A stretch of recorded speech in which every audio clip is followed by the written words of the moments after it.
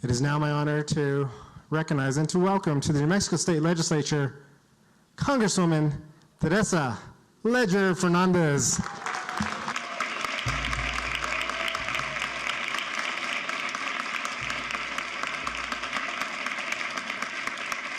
Muchísimas gracias, and thank you so much to our amazing New Mexico senators for their speeches and their inspiration today. Good afternoon, Madam Pro Tem, Mr. Speaker, leaders of the House, the Senate, legislators, senadores, and mis amigos. I want to thank my guests for joining me on the dais today, including Matt Gatton, my fiance, news for everybody. So, like everybody's guests here today, we needed to decide what did we want to do and bring and highlight, because we have so many people doing so many impressive things across our state. Mine represent the programs that are uplifting opportunities for communities across my district, especially with an emphasis on the cultural. Because I think in this moment when we are indeed so worried, the beauty that we have where we honor our cultura and our herencia and our diversity is so very important. So I want to thank Diego Lopez and Eric Vasquez for the work they do in their art and in the Rio Grande natural resource, because we need to remember our history, our culture, and we need to spend time celebrating it in our beautiful outdoors. I want to thank Geneva Martinez, who is herself a breast cancer survivor, but it's not letting that beat her, and it's making sure that everybody finds joy in life and communicates. Thank you for coming up from Roswell, New Mexico. And now, if I had more time, I would sing Las Mañanitas to our Navajo code talker, because he just turned 100 in February.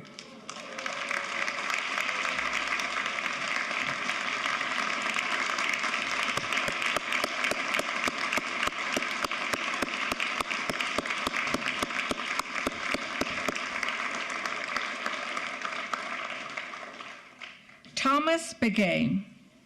His service to our nation is indeed a reminder of the importance of celebrating that diversity of languages that we have in New Mexico, where we could take a language that is spoken here in Arizona by the Navajos and turn it into a code that was never broken. This is what patriotism looks like. And we are so glad he is here today. And we need to make sure that we honor the code talkers, where the museum in the state of New Mexico can make it happen. Make it happen. Honor our code talkers.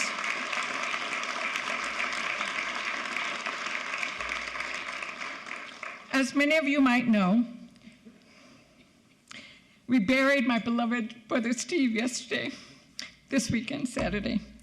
He was not only the soundtrack of my family's life, but his trumpet sound was heard throughout northern New Mexico. You know him. Leo played in Cascabel with Steve. That church, Our Lady of Sorrows, if you've ever been in, it's huge. It was packed. It was overflowing with loss and love. Outside in the winter sun, people came up to me to share their pésame. Siento mucho. Mira, déjeme contarte algo sobre Steve. And they told me the stories of how he brought joy to their lives and to their community through his music. And then they said, I am so sorry. I know this is not the right time to raise this, but I want you to know how scared I am about what is happening to our country. I had, my family is from the eastern side of the state. I have dear cousins who are Republicans. We had people who came from Colorado, from Las Vegas, from Utah, from Oregon, the other Las Vegas, the wrong one, and they all wanted to share both their love of Steve, but interestingly, their concern. They were teachers who knew that their school received federal funding And were they going to lose their job? They, or one of their dear friends, was a federal employee who was losing or had lost their job. We heard from a farmer who was supposed to get funding. It was frozen. Because I was in Vegas. You know, they asked me, what about the FEMA funding? What about Hermit's Peak? What's going to happen? It was surreal, mourning my brother as deeply as you know I would have. But also this mourning, this sadness and this fear of what was happening for our country. Because we know that these federal services and programs, the same as the state programs and what we do for our communities across the state, north, south, east, west, in every corner, they're important. And our communities rely on them. State, local, federal. We all serve because we know how important it is to provide government services to our communities. There is a place for everything. Oh my God, we read that time for, we read the time, there is a season. But there is also a role that we each must play, whether it is in private, entrepreneurs, or ranchers, or farms, but also our government. And we are all connected. So perhaps it wasn't the right time. And perhaps this is not the right time for me to be sharing with you this. But in New Mexico, we are all connected. All of our stories are connected, and we are connected to each other in place in a way that other states are not. And I am so proud of that fact.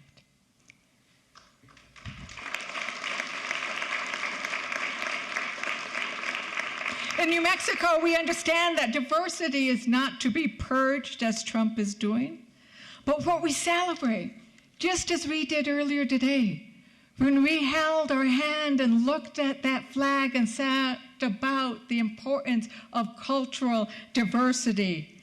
We believe that it makes us stronger. We believe that equity, the idea that everyone should be treated fairly and justly, is something we should celebrate. It is a goal, and we in New Mexico will always fight discrimination.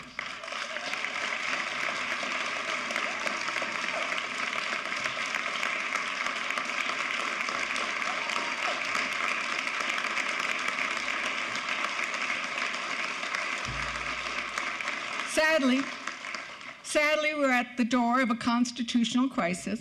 And I'm going to say it because I'm emotional. I know some of the guys were a little nicer for it. It's like I'm saying it, guys. We're at the door of a constitutional crisis when profiteering billionaires who were not elected and did not believe in fairness and justice have taken over our federal government.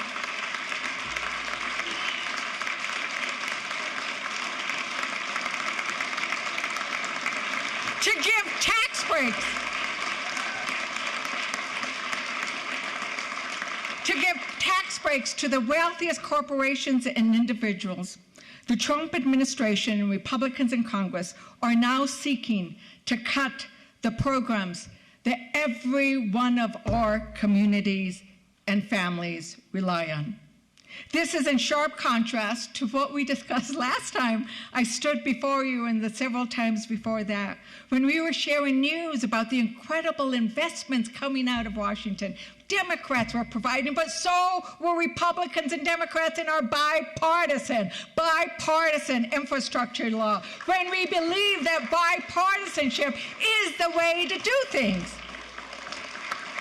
To get as much of that funding from the bipartisan infrastructure law and every other bill that we passed in those first 2 glorious years I served in Congress. Oh my God, I thought I was always going to be like that too. It was like, ooh, this is great. But we knew that there was a lot of federal funding and it would stay in DC and not flow into our pipes and our streets and our roads unless we had matching funds. And in our rural communities, I represent one of the largest rural districts in America. I love my rural district because I am from rural New Mexico, and I love those big expanses. But they take a lot of roads, right? And they're small communities, and they don't have the ability to put up those matching funds. So I have stood before you and I said, please, set up a fund so that our small communities will have those matching funds. And you did, and thank you for it. Thank you for that $75 million.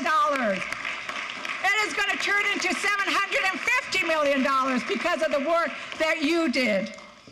With federal and state dollars, we also secured $17.4 billion. That's a lot of money. $17 billion in public and private investments in clean energy, infrastructure, and manufacturing. Right? That's great. That is us working together, just like Senator Lujan said, just like Senator Heinrich talked about. Right? As co-chair of the World Broadband Caucus, it was amazing when we sent to New Mexico $1.6 billion in federal funds, and you have the matching funds for it. Yes, let's get into the ground, because we can't just have broadband in the big house. We need it in the Adobe house. We need it in the ranch house. We need it in every house in New Mexico, in every canyon. We also focused on the problems families face every day. I funded the Home of Your Own pilot program to provide down payment assistance, and now families in Santa Fe, Cochiti, Roswell, Española, Las Vegas, and more are coming, have purchased homes, and won't see their rents rise again. And I know this is a priority to you. Let's make sure everybody has a home of their own. Can we do that, state of New Mexico? We fought for health care, finally empowering Medicare to negotiate drug prices. Imagine, we're like one of the only countries that never negotiated with a drug price. Why? That's crazy. But now, 24,000 New Mexicans on Medicare using medications to prevent blood clots. I'm not going to say those names of those drugs because we can never say them, right? But what we do know, 60% reduction in their monthly payment. 60% reduction. So for somebody who is facing those rising costs and on a fixed income, $300 that you don't have to put out for your medications every month, that's a big deal. And it is amazing. And thanks to House, and this is something we had to do ourselves, but thanks to House and Senate Democrats in the Biden-Harris White House, none of the 459,000 Medicare beneficiaries in New Mexico will pay more than $2,000 a year for their prescriptions. That is something to celebrate. The problem is that while we are celebrating these things we did, we know that in just a few short weeks, the Trump administration has turned its back on New Mexicans and working families across the country. They froze money that should be flowing to New Mexicans. It is creating chaos, uncertainty, and inflation. They gutted federal agency, firing workers at our national labs that then they had to rehire, doctors and nurses at the Indian Health Service, firefighters at the Forest Service. And let's be clear, these chaotic cuts won't save money, but they will destroy government services that Americans deserve and rely on. I want to honor again Thomas Begay, not just for his service to our country as a code talker, but do you know that he served and worked for the federal government for 40 years? For 40 years.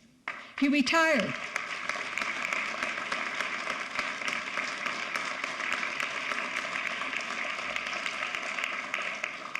He inspired me. I got to be with him last year, was it 2 years ago? And oh my God, it's like, can I always be around Mr. Begay because he's always so inspiring. But you know, he worked, right? So they're trying to demonize our federal employees. Well, guess what? 30% of our federal employees are like Mr. Begay. They are veterans So first they served us in the military, and now they are serving us in government. We must honor and respect them and not demonize them. We must thank them for their service then and now.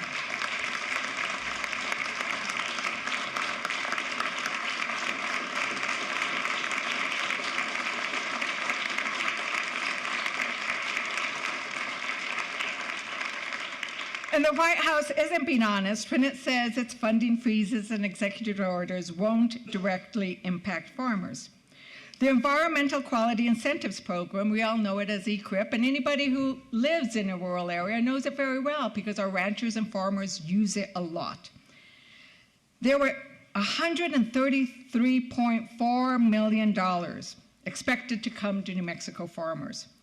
But now, many of those funds are frozen. We've received notification and we are doing an investigation, but there's no really explanation for why other than this. It has environment in its title, right?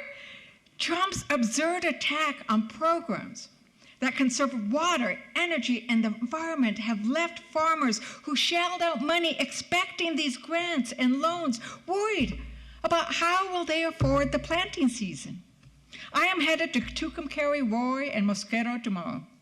The wind farms that we've helped build in the eastern part of my district are providing over $3 million a year in tax revenues to Lincoln County and money directly into ranchers' pocketbooks. Because Trump illegally froze wind energy funding that Congress appropriated, new wind farms that could benefit Cray and other counties might not come into existence. The students who could make $65,000 immediately after their certification from training at Mesalands College wind program might not find a job. Since wind energy is one of the cheapest forms of electricity, the family that could pay lower utility costs might be stuck with rising energy bills. Trump is abandoning the very people who trusted him. No matter who your constituents voted for, this hurts. This hurts every one of our communities. And now, as I mentioned earlier, there is the Republican budget bill. It will come for our Medicaid, our education funding, nutrition programs that touch every single one of your communities in this chamber. Hungry children, and over 700,000 New Mexicans on Medicaid. 700,000 New Mexicans receive Medicaid. When those cuts come, if we cannot defeat them, and we are going to fight like hell to defeat them, but if they come, why? It's to extend the Trump tax cuts, which benefit the wealthy and will drive up that deficit. And what are we going to say? Hell no, we are going to fight like hell to keep those cuts from happening.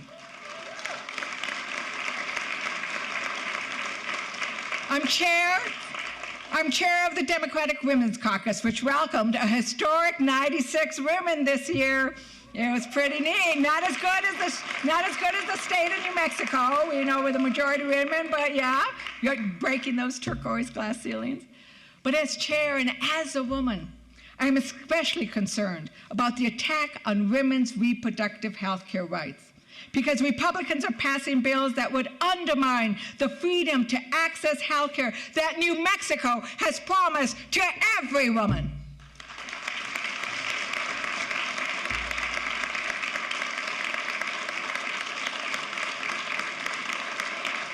When we don't get health care, we die. The White House may have abandoned our people, but New Mexico has the power to fight back. First, I need your help.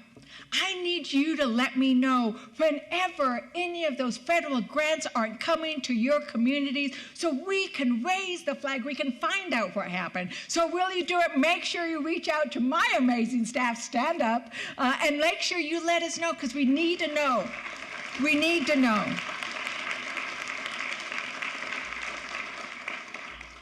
You know, because especially for our rural communities,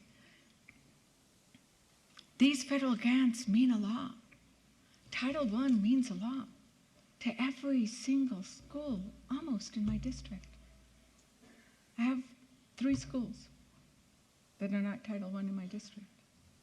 Special ed, bilingual education, just help. Right? I know the state is doing so much, but I need my Republicans in the audience. I need you to join us in saying, we might want certain things, but we don't want our schools to hurt. We want our health care. We want our citizens to be able to get Medicaid. Those rural health clinics, you know how essential they are. They are on the chopping block. I have Republicans who have already committed to me that they'll help me save Head Start. So I need to make sure we reach out and try to save a lot more of these programs that our communities rely on. And so I need us all to say we value our rural communities more than any fealty to any other idea. It's our communities that we have been sent here to serve. Second, we must take steps to prepare for potential wins. And you know what? I think we can have wins. Last year, with the Republican-led House, I secured, together with the senators, an additional $1.5 billion for Hermit's Peak and an additional authorization of $770 million for the Navajo Gallup Water Supply Project. Yeah, thank you. Patty likes that one. And this is working on a bipartisan basis, right? In the Senate was Democrat, but in the House we had Republican leadership. And I went and I explained why it was also important. And it is that building those relationships that will help us get through this. This year we're working on 5 critical Indian water rights settlements bills. They're worth, for my district, $3.6 billion for 12 tribes and their non-Indian water rights neighbors. All those small towns and villages are going to benefit. Last year, under Republican leadership, I was able to secure full hearings for all of the New Mexico bills, and I intend to make more progress this session. But I need the state to continue to allocate the funds so that when those bills get passed, we can make them a reality. When I show up and I say the state of New Mexico is already setting aside the funds we need for the water rights settlements, it makes my job a lot easier. So please help me out, will you? The state must also act to protect our Medicaid programs so that New Mexicans don't lose their health care overnight. And for so many of these things that we're going to be calling upon you to do because the state is going to lead, we don't know exactly what's going to happen. Because we are getting pushback. I need to tell you, the system is closing down because Americans across the country are calling in to their Democrat representatives, their Republican representatives, saying, we don't want this. What is that man doing with our Social Security? We want these programs. We need these programs. So we don't know what we will be able to save. But what you need to do is anticipate so that you can step in when cuts come. So it's going to have to be a flexibility that perhaps we're not used to. But New Mexicans are relying on you. And let's think together about how we can continue successful pilot programs with state funding. The Home of Your Own program is proving that down payment assistance work. Let's build on it. I'm incredibly proud of you, state of New Mexico. You know how to lead in face of chaos. You know that investments cradle to career education deliver a higher return than tax cuts for billionaires. You've seen the devastation. You've seen the devastation of climate-driven droughts and fires. You are debating and hopefully passing laws to protect our water and air, because investing billions now will save much more later. Actually, investing now will save billions later. That's the way it goes, right? Yes, Tara, yes. Let's invest. Let's invest. You understand that immigrants provide the labor that is essential for our dairy farms, our oil fields, and our nursing homes, which is why we treat all our workers with dignity and trust.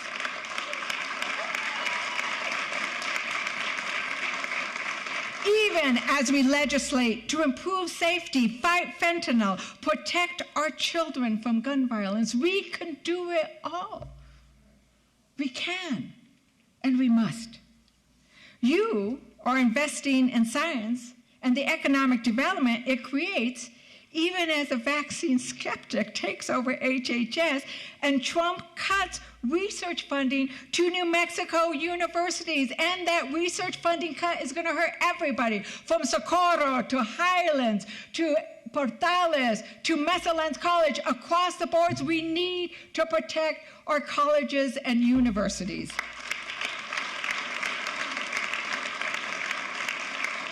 In the darkest hours of the American Revolution, when we were fighting against the rule of a tyrant, Thomas Paine said those famous words, to rally the cause. These are the times that try men's souls. But he rallied the cause, and he said, the time has found us. I believe the times have found us today to protect New Mexicans from the darkness that we see, to oppose the sea of troubles with a reservoir of kindness, hope, and New Mexico values. I stand before you as your partner in this cause. We have done great things together, and we will even do more. We'll do greater things in the future, because we know why we are here. We know why we are served. We know that service is an act of love, and we have true love for every single one of our communities. Y por eso te digo al final, ¡que viva Nuevo México!